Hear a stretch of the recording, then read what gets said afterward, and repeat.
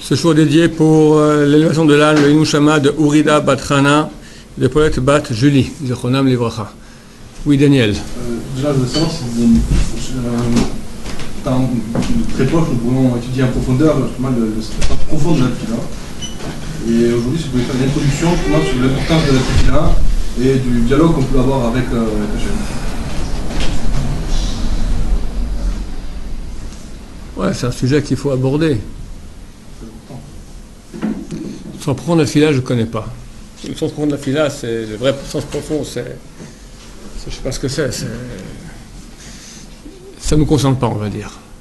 Le sens profond ne nous concerne pas. Nous, on doit au contraire avoir le sens simple. Comme les petits enfants qui prient à Hachem. La prière, c'est une chose qui est très très grande. Krum Zulut Livnei Adam, c'est marqué dans la Gemara dans Brachot. Krum Zulut Livnei Adam. On fait une dracha. Rum, c'est-à-dire Rum, quelque chose qui est haut. Zulut, c'est Zilzul. Livnei Adam, c'est les choses qui sont Beromo Shalolam, qui sont au sommet du monde, et les personnes les dénigrent. C'est la prière. J'ai entendu dernièrement d'un grand tzaddik de Jérusalem qui a dit que le Rav Yitzhak Bashaoul a dit qu'il n'y a aucune chose qui peut faire descendre autant de shefa, d'abondance que la prière. C'est une chose qui fonctionne. C'est ça, notre force est dans la bouche. Kol kocha shulumazo bapeshela. Toute la force de cette nation est dans sa bouche. Tolat Yaakov, le ver de terre de Yaakov. Pourquoi ver de terre? Dans notre bouche. Deux choses, Torah et Tfila. Le Rav Shach disait, Kolamai, Gudalti Belachachim, toute ma vie j'ai grandi parmi les grands, et j'ai vu que Habeha Talia, l'un dépend de l'autre. On ne peut pas avoir quelqu'un qui prie bien si en Torah il perd son temps. Et s'il est bien en Torah, mais sa prière il a fait tralala, n'importe quoi, c'est pas ça non plus. Quelqu'un veut savoir où se trouve au niveau spirituel, moi sur moi-même, moi ma jauge d'où je suis, c'est ma prière. On ne se rend pas compte quand on baisse ou quand on monte au niveau d'autres choses. Les pensées que tu as, les trucs, c'est tellement, on tient pas tellement, on tient pas nos comptes, d'accord, savoir c'est très dur. La prière est l'indicateur numéro 1 de ta valeur. Tu vois comment tu pries, tu sais exactement à quel point tu es proche d'Hachem ou pas. Comment on fait le lien entre la prière et maintenant on va arriver à Rosh Hashanah, Dieu décrète tout. Comment on fait le lien entre la prière? Nous, on demande des choses, mais tout est décrété. Attention.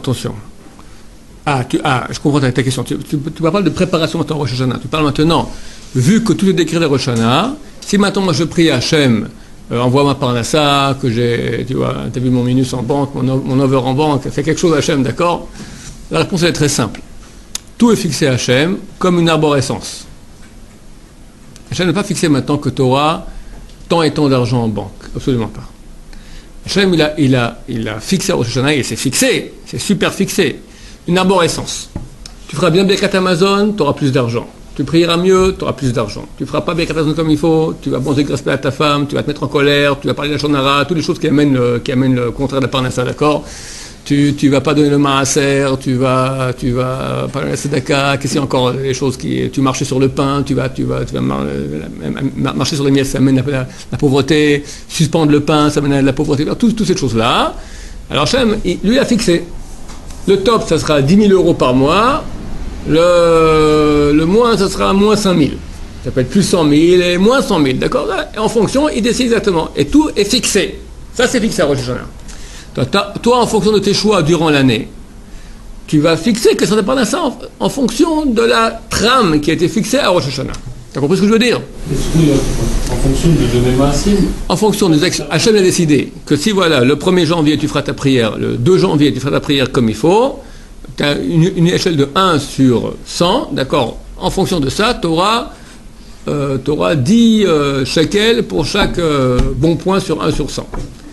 Par exemple, voilà, maintenant, il aurait pu dire à Rosh Hashanah que tu n'auras pas 10 shekels par point, tu auras 9 shekels par point, ou 15 shekels par point. Ça, elle a fixé la Rosh Hashanah. Un potentiel, elle peut avoir un impact sur le... Potentiel, comment potentiel? Un potentiel qui est fixé, un plafond, quoi. Pas qu'un plafond, une arborescence. Toutes les possibilités possibles et imaginables. Fermé quand même dans deux limites. Voilà, c'est comme la carte d'une ville, d'accord? Tu as des voies. Chaque fois, tu as une intersection. L'intersection, elle est maintenant, est-ce que je me comporte bien ou pas par rapport à Hachem? Je me comporte bien, je rentre dans une voie. comprends pas bien, c'est une autre voie. Les deux étaient possibles avant Rosh Hashanah. Les deux, je n'ai pas dit qu'est-ce que tu ferais. Mais il t'a donné maintenant ces deux options. À un moment, il y aurait droite, gauche. Ce droite-gauche t'amène à un autre droite-gauche. Tu amènes un autre droite-gauche, un autre droite-gauche. Tu as un million ou des dizaines de millions d'options possibles. C'est pas infini. Quelques dizaines de millions. C'est à peu près les options que tu as dans une ville. Tu as bien quelques dizaines de millions d'options dans Paris. Maintenant, quelqu'un reçoit, à Rosh Hashanah, reçoit la carte de Paris. Un autre reçoit la carte de Londres. C'est pas la même carte. Attends, toi, tu pries bien, tu auras Paris. Tu pries pas bien, tu auras le Caire. Tu pries pour moi bien, tu auras Gaza. On dit, qu'est-ce que vous demande Hachem, c'est le grain. Donc est-ce que la prière, si ce n'est de le grain, le pas qui dit ça, donc est-ce que la prière peut avoir un impact matériel ou c'est purement spirituel au final? Je trouve quand on demande, quand on prie pour la réfoua, la broute, etc., si c'est purement matériel, est-ce que c'est marqué que la prière...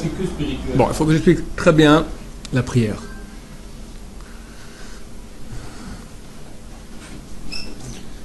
La vraie prière, c'est marqué Tzorer Gavoa.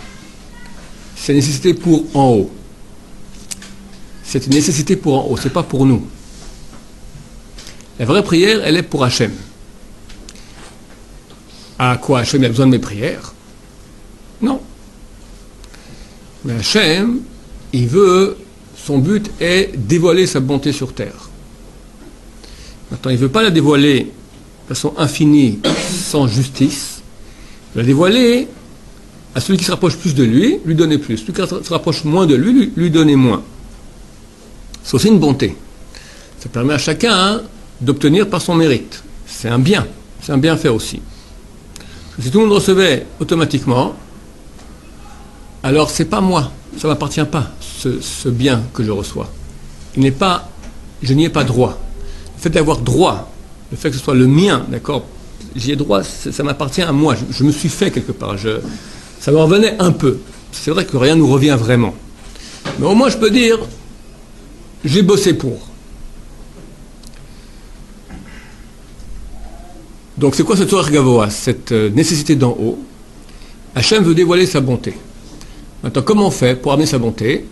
Un des grands moyens, c'est prière.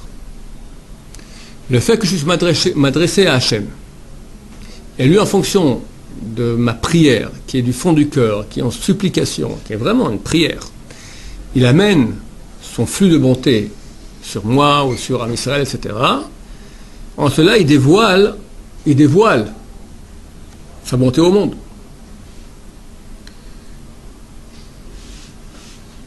Mais le but, c'est pas que je reçoive.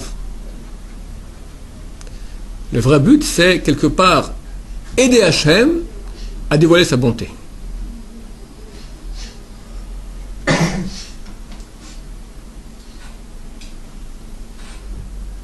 Le Ramban écrit quelque part dans son Pérouche sur la Torah que le but de la création, c'est louer Hachem. Le Hallel Hodot, le louer et le remercier. Le but du monde. Qu'est-ce qu'il y a de si grand là-dedans? Il a créé pour nous le donner, pas pour qu'on lui donne. Alors, je t'explique maintenant que le plus grand don, comment expliquer cela? C'est des choses profondes. Le plus grand don, c'est être associé à Hachem, comme s'il y a un roi maintenant qui aime beaucoup son peuple. Et il veut donner tous ses trésors. Et toi, mais Satan, il a mis des règles du jeu, d'accord? Toi, tu viens, et c'est toi qui as réussi à ouvrir le code d'accord du coffre, et hop, et tu donnes au grand bonheur du roi. Tu donnes tous ses trésors à son peuple. Le roi, il t'aime bien pour ça. Il demande que ça. Il demande. La règle du jeu, c'est que pas tout le monde peut venir maintenant prendre les trésors. Il faut savoir bien décoder le coffre, d'accord? Toi, tu viens, tu décoffres. Tu ouvres le coffre. Quelque part, alors tu as fait un bienfait à l'humanité, mais le roi est content de ça, parce que le roi, c'est son but. Donc, toi, quand tu pries quelque part, tu aides Hachem. C'est marqué, nous ose l'Elohim, donne la force à Elohim, à Dieu. On a besoin de la force. Quoi, Hachem est tout puissant. Le mot Elohim signifie puissant, qui a toutes les forces, qui a tous les pouvoirs. Je vais donner de la force à Hachem, à Elohim. Oui, comme ça sont les règles du jeu. C'est vrai, il a toutes les forces, mais il veut donner en fonction de ce que je fais moi. Maintenant, j'ouvre le robinet, ça vient. Alors, comment on ouvre le robinet? On ouvre le robinet par l'étude de Torah, on ouvre le robinet par la tchouva, on ouvre le robinet par les mitzvot. Mais le plus grand ouvreur de robinet, c'est la prière. La Gemara, elle traduit le mot prière, rachamé. Rachamé, c'est le synonyme de amour. C'est une histoire d'amour. Parce que tu fais des mitzvot, c'est bien. C'est comme j'ai souvent dit que le rapport qu'il y a entre Am Israël et Hachem, il est expliqué dans Chazal comme le rapport qu'il y a entre un homme et une femme. Shir Hashirim, qui est l'histoire d'amour entre un homme et une femme, c'est une allégorie, un exemple de l'amour qu'il y a entre Am Israël et Hachem. Parce que c'est très très similaire. Maintenant, à ta femme, tu peux faire des mitzvot, tu le rends service. Tu demandes, va m'acheter du poisson pour Shabbat. Tu vas acheter le poisson pour Shabbat. J'aimerais bien un bijou, tu achètes un bijou, d'accord. J'aimerais bien que tu connaisses qui je suis, d'accord. Parlons un peu. Tu vas apprendre, tu connais par quoi, tu racontes tout, tu connais toute sa vie, toute son histoire, tous ses désirs. Ok. Connaître ses désirs, savoir toute sa vie, ça c'est l'étude de Torah, connaître Hachem. Les mitzvot, c'est quelque part rendre service. Tu fais tout ce qu'elle te demande. Ok. La tchouva, t'as fait une gaffe, d'accord, t'as renversé je sais pas, t'as oublié de baisser le feu, tout le repas il est parti en cacahuète, d'accord. Tu le supplies, pardon, je m'excuse, je le referai. Ok, elle t'excuse. Ok, ça c'est la tchouva. Ok, tout ça c'est très bien. Mais il manque l'essentiel, l'amour. L'amour. L'amour, tu te mets devant Hachem et tu lui parles avec amour. Tu le supplies, tu lui demandes, pas tu demandes pour toi. Ok, ça c'est minuscule, il faut ça, bien sûr qu'il faut. Mais l'essentiel c'est Sorgavoa, je veux être en relation avec toi, Et dire combien tu es grand, dire combien on dépend complètement de toi, on te remercie pour tout cela. Pas le but que tu me donnes, le but tu es grand. C'est vrai qu'on demande. La prière, elle est faite en 3 parties. Première partie, les 3 brachot, où on loue Hachem, combien il est grand. Après on demande. Mais qu'est-ce qu'on demande? On ne demande jamais pour soi. On demande pour Am Israël. Et ça, c'est un yesod, c'est une chose basique qu'il faut comprendre. Comme dit le Misali Sharim dans Midat HaChassidut. Il dit que le Kvod Hashem, Kvod Israël, c'est Kvod Hashem. L'honneur d'Israël, c'est l'honneur d'Hachem. Nous sommes les véhicules d'Hachem dans ce monde. Nous représentons Hachem dans ce monde. Pourquoi les peuples nous haïssent? Pourquoi on peut assassiner? Combien ils ont assassiné maintenant en Syrie en 6 mois? Ils sont bien arrivés au moins 100 000, 50 000. D'accord? Mais c'est un massacre de massacres. Rien. Pas un pain. Passe par-ci, par-là. L'ambassadeur de France, c'est une femme qui était là-bas, elle a démissionné pour pouvoir dire tout ce qui se passe là-bas. Ça a aidé quelque chose? Ou alors rien. Ose prendre ici quoi, l'olivier d'un Palestinien. Le monde se met à hurler. C'est logique. Ou vous hurlez sur tout le monde, ou vous hurlez sur personne. Pourquoi nous? Tu vois, c'est pas normal ce qui se passe. L'histoire de la flottille, là, maintenant le monde entier, la Turquie, c'est quoi la flottille, quoi? Elle dit, venez amener, vous l'amenez des vivres à Gaza, amenez. On veut juste vérifier qu'il n'y ait pas dedans des missiles. D'accord? Parce qu'il y a beaucoup de bateaux qui sont venus de Turquie et de Grèce avec des missiles. On veut voir, c'est tout. La Turquie qui en fait un plat. Et le monde avec. Tout le monde arabe, machin. Quoi? Il y a une haine anormale. Pour nous, c'est extrêmement... c'est très... comment dire? Ça nous félicite, c'est un compliment que vous nous faites. Vous reconnaissez, avec votre comportement anormal, que nous sommes anormaux. On n'est pas un peuple comme les autres. Vous reconnaissez.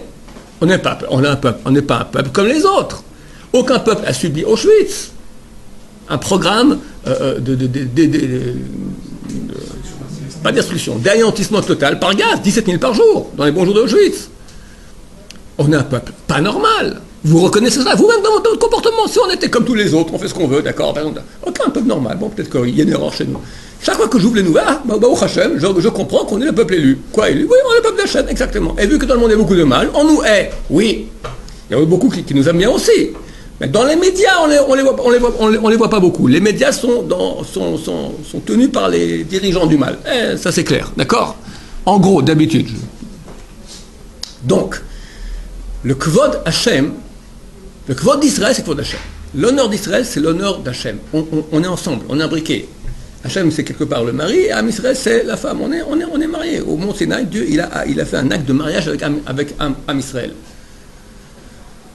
Donc quand on prie maintenant, on ne prie pas pour nous. On prie pour Am Israël. Et c'est comme ça qu'il faut prier. La halakha n'est pas comme ça. On a le droit de prier pour nous. Le Gaon de Vilna, il écrit dans Shnot Eliyahu, son commentaire sur Masechet Brachot, il dit qu'on n'a pas le droit de prier pour soi dans l'Amida. La halakha n'est pas comme ça. Mais s'il écrit, c'est-à-dire que quelque part, ça serait bien que ce soit comme ça. C'est-à-dire que l'idéal, c'est ça. Et c'est beaucoup plus grand, parce que c'est une vraie histoire. Quand tu penses maintenant, on voit ma Parnassa, on voit que la santé, ok, allez, je te le donne. Pour ça que je t'ai créé. Moi, je suis Hachem, d'accord? Viens, vante-moi. Demande-moi d'aider tout Am Israël. Que mon honneur soit grandi dans le monde. Et toi, tu vas et tu me supplies que je grandisse mon honneur dans le monde. Mais je t'écoute et je t'aime pour ça. T'auras tout. Quelqu'un qui vient, qui rentre avec son roi, il vient, le roi, il donne, j'ai besoin, je dois marier ma fille, je besoin pas un petit diamant. Allez, bon, tu veux allez, prends ton diamant, merci le roi. Tous les coffres, maintenant, tout le monde prenait tous les diamants. Tu viens chez le roi il te couvre de diamants à toi aussi. Il faut demander un diamant, il te couvre de diamants aussi. Le but, c'est Am Israël. Tu pries pour Am Israël, tu es aimé par Hachem. C'est une vraie histoire d'amour. Et je pense même beaucoup plus facile de prier pour Am Israël que quand on prie pour nous, c'est un peu mesquin, c'est un peu petit. Bon, ok, il faut des fois, c'est une mitzvah. Hein, sachez que il y a le marque entre le Rambam et le Ramban. Le Rambam, il dit, Maïmonide, le Rambam, d'accord, il dit que il y a un mitzvah de la Torah de prier tous les jours. Mais c'est pas marqué quoi. Tu peux dire Hachem, aide-moi, ça suffit. Tu as fait la mitzvah de la Torah. Chazal, ils ont institué 3 prières par jour. Le Ramban dit non, il n'y a aucune mitzvah de prière par jour. Toutes les prières, c'est des rabbanan. C'est quand c'est une obligation de la Torah, quand ça ne va pas. Quand tu es en situation de détresse, là c'est mitzvah de la Torah d'appeler Hachem. Donc c'est clair qu'Hachem il veut ça. De toute façon, il nous met en détresse. Il y a un verset terrible dans Shir Hashirim. Hashmini kolère ki kolère arev. Fais-moi entendre ta voix car ta voix est agréable. Je te mets la pression comme un lance, mais à hurler. Ah, c'est bon ça. Ah, j'aime ça. C'est un sadique, avec un S, c'est un sadique Hachem. Pourquoi il fait ça? Parce que le contact avec Hachem, c'est tellement grand. C'est tellement grand, ça amène tellement un flux, ça grandit tellement Hachem. Quand ça grandit Hachem, ça nous grandit à nous. Le but, il est créé. Le but, les Kadesh, Shem Shamaim, grandir le nom de Dieu dans le monde. Et notre nom va avec son nom. Oui. C'est peut-être plus grand de prier pour Hachem que pour Hachem. Comment tu veux pour Hachem? C'est-à-dire je prie peut-être pour moi, pas pour moi. Je prie pour moi, mais pour ton honneur. Absolument. À Rosh Hashanah, par exemple, on y arrive bientôt. Il y a presque il y a des petites prières personnelles comme si mais l'essentiel c'est pas du tout ça. L'essentiel, on prie jamais pour nous, même pas pour Am Israël. Même pas pour Am Israël. Quand on prie pour Israël, ça sera seulement dans l'optique très claire de Kiddush Hashem. C'est quoi les prières tout la troisième bracha de la Hamida, d'accord? Et de Yom Kippour et de Rosh Hashanah. C'est seulement que soit grandi son nom. Alors, il y a que les chassidim soient, que vienne que le mal disparaisse et que se dévoile ta grandeur. C'est tout ce qu'on demande. Dévoile ta grandeur, ta valeur, sans cesse, dans tout est possible. Imagine, Itakab et chauffard, que le chauffard sonne, le chauffard de la fin des temps. Que tout le mal disparaisse, que tout le monde reconnaisse ta grandeur. Enfin, j'espère qu'on va vivre ce Rosh Hashanah. Sinon, le Rosh Hashanah prochain. Ok, oui. Ma question, c'est si quelqu'un, tous les jours de vie, tous les matins, tous les midis et tous les soirs, me supplier plein de choses. Oui. À la fin, s'il le fait vraiment tous les jours, tout le temps avec tout, à la fin, je m'en lasse. Oui, mais toi, t'es pas Hachem. Non, toi, t'es un homme. D'accord, mais cette répétition-là, elle me fait passer à l'habitude et c'est pas... Ah, la personne qui prie elle-même. Oui. C'est ça, absolument raison.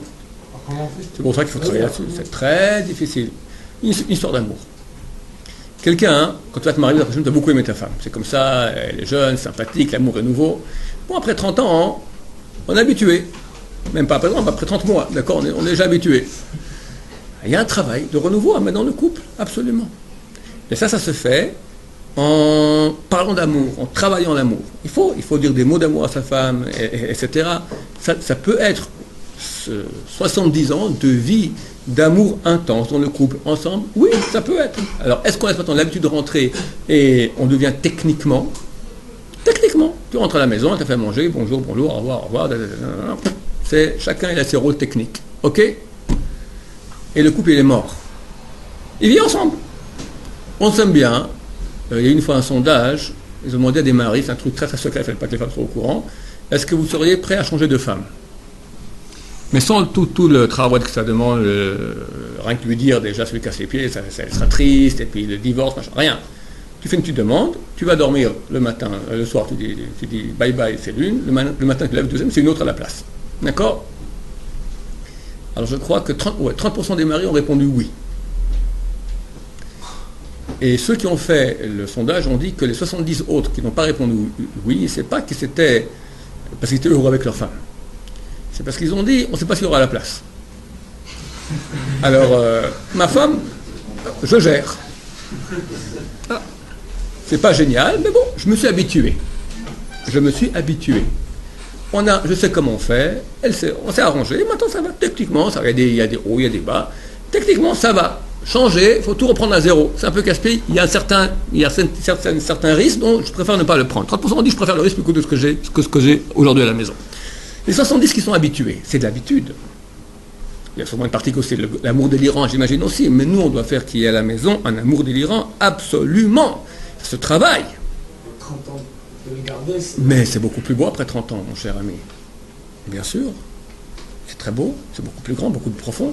Absolument. Il y a un danger d'aller vers la baisse, mais il y a une possibilité d'aller vers le haut, et tu peux être toujours plus haut, toujours plus grand, toujours plus fin, toujours plus grand, plus gentil, toujours meilleur, toujours sensible. Bien sûr, possible. Et prière, exactement. Tu peux rentrer dans Misat Anashim Melumada, qu'Hachem il est très fâché de cela, et tu fais les choses habituellement. Et c'est mort. Qu'est-ce qui... Hachem, franchement, tu lis le matin, Alléluia, Amida, tu te lèves, tu te... Mouchaber, bon, c'est bien, c'est gentil, d'accord. Mais dis comme ça ton discours d'amour à ta femme, on va balader.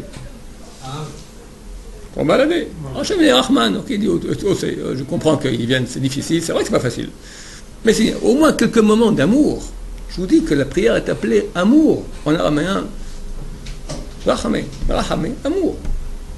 Donc c'est Rahamé signifie miséricorde, c'est pas Rahamé signifie amour en araméen, d'accord.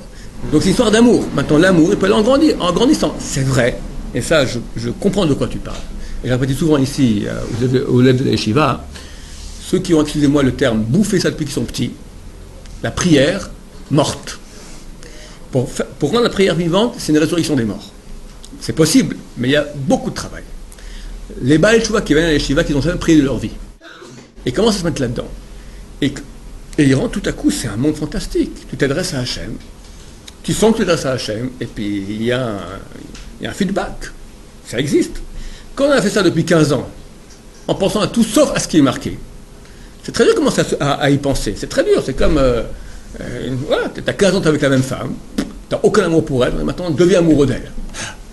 Même moi, une femme nouvelle, ok, je vais peut-être kiffer, ça sera un peu plus intéressant. La même depuis 15 ans, c'est pas facile, mais c'est possible. Possible. Alors oui, il y a deux questions. On va demander à Laurent, oui. Est-ce que l'amour et la miséricorde ne sont pas intimement liés? C'est différent. C'est différent. C'est lié, mais c'est différent. C'est lié, bien sûr que c'est lié. Pour avoir un sentiment de miséricorde, non, c'est très souvent, pour avoir un sentiment de miséricorde, il faut avoir de l'amour. Je ne peux pas avoir de la miséricorde sans avoir d'amour. Par exemple, j'ai un pauvre j'ai quelqu'un, je vois un cas, un homme que je ne connais pas, mais on me parle d'un cas pitoyable, et j'ai pitié. La miséricorde, c'est de la pitié. Et bon, je suis prêt à aider. Bon, ça a certaines formes d'amour pour l'autre, mais je ne connais pas très bien. Donc je peux avoir beaucoup d'amour sans pitié, parce que la personne qui est en face de moi ne réveille pas la pitié. Si ma femme, je l'aime parce qu'elle me fait pitié, ça fait pitié, d'accord, c'est dommage. Non, j'ai pas pitié d'elle. Au Hachem, je l'aime parce que je l'aime, d'accord, j'ai un sentiment d'amour.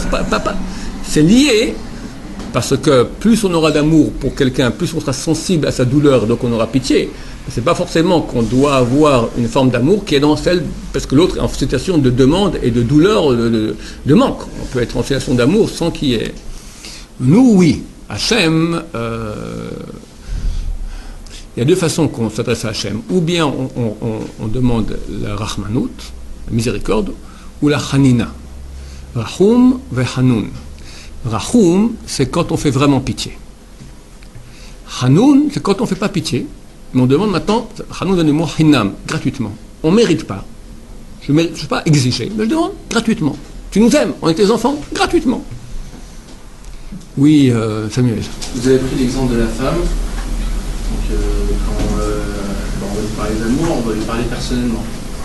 Le truc, c'est que quand je prie autour de 10 personnes, pas ça très personnel. Alors, je comprends pas pourquoi. Mais personne t'entend. Non, mais c'est pas. Mais il y a des gens autour de moi. C'est tellement C'est beaucoup plus facile de prier tout seul que prier. Je sais pas si vous avez déjà essayé, mais Regarde. D'abord, j'ai compris la question, je vais te répondre bien. D'abord, une marloquette entre la Kabbalah et le Pshat. La Kabbalah, elles sont simples. Si on doit, quand on prie à voix basse durant l'Amida, est-ce qu'on doit s'entendre chuchoter ou pas? La Kabbalah dit surtout pas.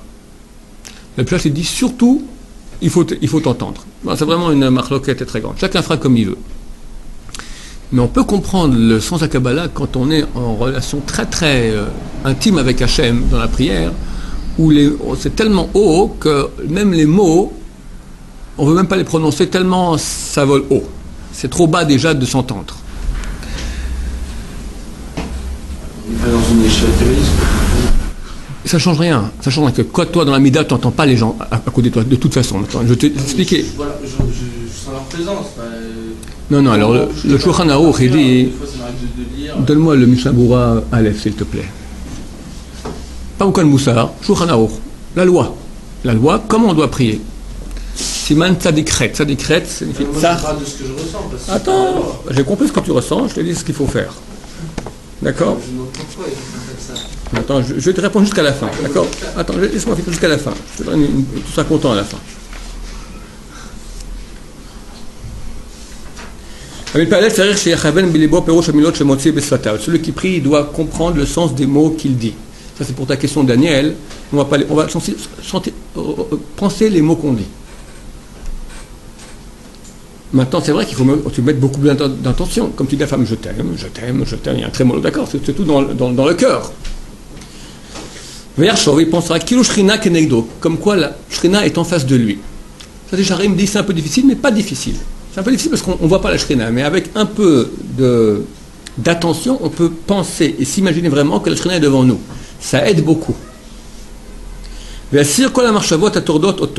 il devra enlever toutes les pensées qui le troublent. Et c'est pas les pensées, c'est une inondation de. Il y avait une histoire aussi, le Rav de Brisk. Il a pris de façon clandestine, je crois, ils ont pris le bateau pour venir en Israël. Et tout le temps, ils étaient angoissés. Peut-être le capitaine allait se rappeler qu'il y avait un cas, il aurait rentré, mais je m'occupe de vous après. Et il avait peur que le capitaine se rappelle et s'occupe d'eux. Le Rav de Brisk, il n'y a aucun problème. Le capitaine ne prie jamais. Il est juif, mais il ne prie pas. Il ne va pas se rappeler de nous. Quand on prie, ah oui, il y a ça que je veux faire, ah oui, il y a ça, ah oui, il y a ça, ah oui, il y a ça. Tout revient, d'accord? Et des fois, tout s'oublie après qu'on ait fini de prier, d'accord? Qu'est-ce que je me suis rappelé dans la prière d'avant? Bon. Alors, il y a un grand effort à faire de travailler pour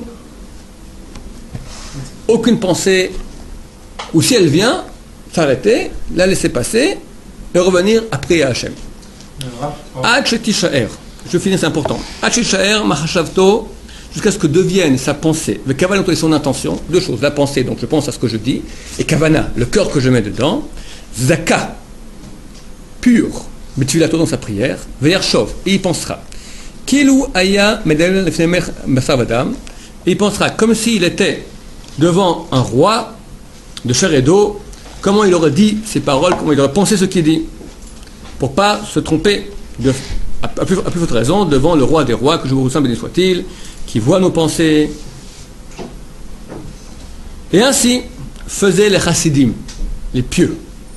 Anshe Maaseh, les hommes de grande action, lorsqu'ils se milbodedim, s'isolaient, au merhavim et tfilatam, et ils pensaient dans leur prière, ils avaient l'intention de leur prière, ad she'ayu megin, ce qu'ils avaient, l'itpashtu agashmiyut, se défaire de la matière. Et un renforcement de la force rationnelle, de la raison spirituelle, parce que vous arrivez près de la prophétie. On voit bien que là, ils nous disent qu'ils étaient isolés. Ok, alors j'arrive à ce que je voulais dire. Al-Pi Halacha, si quelqu'un il est certain qu'il pourra mieux prier sans personne, certain, il peut le faire. Il peut être certain sans avoir essayé. Qu'il essaye, une ou deux fois. Il peut ou il D'accord. doit le faire? Il peut prier tout seul. Hein, sans minyan. Mais sachez que c'est très très périlleux. Ça aura très- la même valeur. S'il prie mieux, oui. Mais c'est très périlleux. Pourquoi? D'abord, c'est marqué que quand tu n'as pas la kavana dans ta prière passe quand même, parce qu'elle passe avec le tibour. Nous, en tant que tibour, en tant que public, on est pistonné. Hachem, on est peuple d'Israël, il y a le Shrina qui est, il y a 10, ça passe. Quand tu es seul, on regarde ta prière, chaque mot t'as dit, t'as pas dit. T'as pas dit, ça compte pas. Quand tu es en public, c'est pas que ça compte aussi bien que si tu avais pensé, mais ça compte quand même. Donc on regarde aussi qui tu es. Si tu fais des mauvaises actions, des machins, tu pas la shonara, tout ça, ta prière, elle part en cacahuète. Là, quand tu passes avec le tibour, alors ça passe. Ça passe même si tu n'es pas un tzaddik. D'accord? C'est pas les... Même un tzibour, en tant que tzibour, il est kadosh. À moins que ce soit un tzibour qui n'est pas valable. Si c'est des mechaleh shabbat befares, ça ne vaut absolument rien. Mais un tzibour qui a un statut de minyan valable, ça passe. Donc, c'est périlleux. Mais si quelqu'un, il sait clairement qu'il priera mieux seul, qu'il va prier seul. Parce que l'essentiel, c'est prier. C'est une chose qui est périlleuse. Je parle de lire même sur Internet parce que les gens se disent ah bon alors moi ça va, etc. Non, il faut faire très attention à cela. Très attention à cela. Souvent, ça apporte un deuxième avantage aussi. C'est que parfois, on a envie de prier à un moment précis de la journée. On est obligé d'attendre 6 heures parce qu'on doit. Mais prie. Mais va, dégage, prie. Va dans la forêt, prie. Prie dans ta chambre, prie où tu veux. Faut attendre maintenant que la prière. Non, souvent la prière vient, t'as même plus envie de prier. Et puis en plus, le texte des prophètes, c'est dur de rentrer là-dedans dans les chaussures des prophètes. C'est excellent si on est arrivé. Il faut le faire, d'accord. Mais si maintenant t'as envie de prier au milieu de la journée, vas-y, prie. Bien sûr, sans cesse. Sans cesse. Dans des mots de Chazal, si je veux prier à Israël et je veux pas prier pour moi. Prends tes Hilim, tu auras David. T'as pas d'expression de là. T'as aujourd'hui Hilim de la délivrance, c'est mot à mot, phonétique, tout ce que tu veux. T'as mot hébreu, français, phonétique, anglais, chinois, tout ce que tu veux, d'accord. Hein? Alors c'est marqué ici, tout au début là, du Shulchan Aruch aussi, chapitre 2, je me souviens bien. Chapitre 1, si je me souviens bien. Tov me'at tachanunim. C'est mieux peu de supplications, bekavana avec de l'intention, me'arbot belo kavana, mais plus que beaucoup sans kavana. Le Shamouraï dit c'est mieux beaucoup avec kavana. D'accord? Donc si tu as le choix entre, tu as maintenant 10 minutes, tu vas dire 2 phrases, mais avec l'épanchement du cœur, en pleurant Hachem, faut des milliards, c'est que tu es en relation avec Hachem, c'est une histoire d'amour. Demande à ta femme, elle préfère maintenant 1 heure de discours bébête, ou tu veux maintenant 30 secondes, tu lui fais un mot qu'elle se met à pleurer tellement tu l'as touché. C'est évident que c'est comme ça. Attends, ça devient à ce moment-là. Ça devient à ce moment-là, terminé. Laisse la dire ensemble Hachem et ta femme dit ne me dérange pas maintenant. Tu l'appelles au bureau, elle est en pleine pression. Chérie, je voulais te dire que oui, bon, enfin, mais je peux pas. D'accord? Elle te frustre. Hachem, il t'entend toujours. Ok? Oui. Je comprends tout ce qui est passage sur les Zimra, tout ce qui est les louanges, tout ça. Mais tout ce qui est avant, par exemple, les corbanotes, quand on dit corban de Pessah, déjà quel rapport avec notre tefila? Tout ce qui est Pessah et tout ça, des choses que... Et avec la connexion avec Dieu par rapport à l'amour. D'abord, dans les corbanotes, il y a des textes fantastiques aussi. D'accord? Toute la partie qui est avant le premier chemin Israël. Ensuite, les corbanotes, c'est marqué au Neshama Farem Saten. On est censé amener des sacrifices, on n'en a pas. Alors, à la place, par nos lèvres, par le fait qu'on dise quel corbanote on devait amener, c'est considéré comme un sacrifice. De plus, il faut étudier de la Mishnah, et comment je sais c'est une Mishnah, c'est Perek 5 de Kochim, et comme ça on fait des études de Mishnah.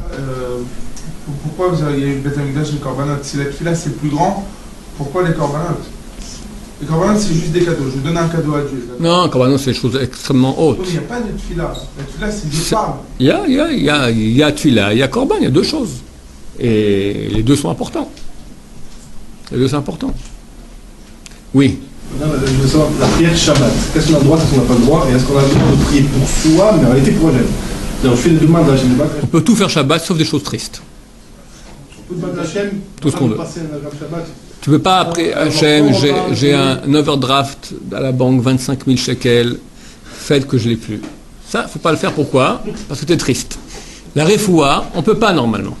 Parce qu'on se rappelle du type qui est malade, et on ne peut pas. La halakha, on autorise tout juste, parce qu'on se dit que les gens ne peuvent pas se retenir de prier Hachem. Mais à la fin, on dit une phrase, Shabbat im lizok, au refoua kovalbo, v'yichola hisheterachem. Le dernier morceau, il y en a qui disent, il y en a qui ne disent pas. Que tu nous aides à se rapprocher de lui, ça ramène une tristesse. Non, non, non. Tu dis à ta femme, aide-moi à t'aimer. C'est triste? Non, c'est triste et beau. C'est... Hein? Hein? Non.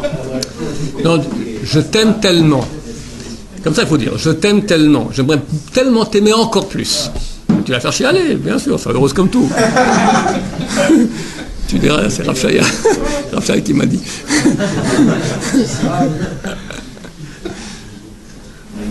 On va parler de Kavana. Qu'est-ce qui est mieux? Une prière avec Kavana où on va au moins un fausse barre en Kavana avec genre 2 ou 3 mauvaises pensées, genre 2 ou 3 mauvaises pensées vraiment mauvaises. Mais une Kavana, genre ne pas être déconcentré. Mais des fois, pendant un moment dans la tefila, on a 2 ou 3 mauvaises pensées sur quelques mots, on a 2 ou 3 mauvaises pensées. Ouais. Ou bien une tefila sans Kavana, de dire je fais même pas de Kavana, au moins j'aurai pas de mauvaises pensées.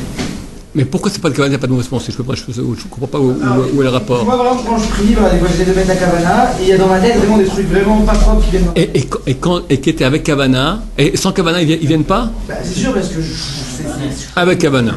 Avec Kavana à mort. Parce que la Sahara, tu l'embêtes. Donc il vient et il t'envoie ces trucs-là. C'est pour que tu l'embêtes, vas-y, embête-le et réduis-le en ratatine-le. Pourquoi? Quand tu fais du surplace, les Sahara, ils t'embêtent pas. Quand tu commences à l'enquiquiner, il se venge, c'est normal. C'est très bon signe. Quelqu'un il fait Hachem Echad, il voit, d'accord, un machin fantastique. Ça prouve que tu déranges. En journée, t'as rien. Tu fais Hachem Echad, tac, ça vient. Pourquoi? Pourquoi? Tu déranges. Tu déranges. Il commence, mais continue. À la fin, c'est lui qui va casser. C'est lui qui va te quitter. Pendant nos prières, c'est bon, c'est-à-dire qu'on se rapproche. Absolument. Absolument. En Kavana, si tu fais rien, tu penses à rien du tout plus. Les pensées viennent, ça stam, c'est rien. C'est mauvais en soi. Mais quand tu es en Kavana et tu travailles bien, et tout d'un coup, tac, ta peine et ta trouvé, tu peux croire que tu as trouvé. On ne peut pas arriver à un résultat sans qu'il y ait une résistance. Le principe Archimède, on finira avec cela. Le principe Archimède. Comment les bateaux ils flottent? Prends le poids d'un bateau, c'est des millions de tonnes, ça coule, pourquoi ça flotte? Parce que le fer de la coque, d'accord, elle fait une pression sur l'eau qui crée dans l'eau une résistance proportionnelle. Plus tu appuies, plus ça pousse. Les Sahara, plus tu avances, plus ils t'embêtent. Ils t'embêtent pas, tu fais rien. Tu t'embêtes un peu, ils t'embêtent un peu. Tu t'embêtes beaucoup, ils t'embêtent beaucoup. Normal. 3 choses s'acquièrent avec souffrance. La terre d'Israël, la Torah et Olam Haba. Pourquoi? Parce qu'ils ont beaucoup de valeur. On ne peut pas avoir ça sans souffrance. C'est pas normal. Les Sahara, il ne veut pas. Et quand tu prends ça, il ne teste pas. Il t'embête. Maintenant, tu veux prier à Hachem. C'est la plus grande chose qu'il y a à prière. C'est ça qui amène le grand flux. Et c'est une histoire d'amour. Les Sahara, il n'en peut plus. Il voit tout d'un coup cette lumière qui vient. Les mouches, la nuit, elles viennent quoi? T'as une mouche et t'as une bougie, t'as un projecteur. Les mouches, elles viennent vers quoi? Les moustiques sont attirés par quoi? Le projecteur, pas par la petite lumière. Plus t'as un projecteur, plus tu attires les mouches. Normal. Il vient avec toutes ces mouches. Baruch Adonai,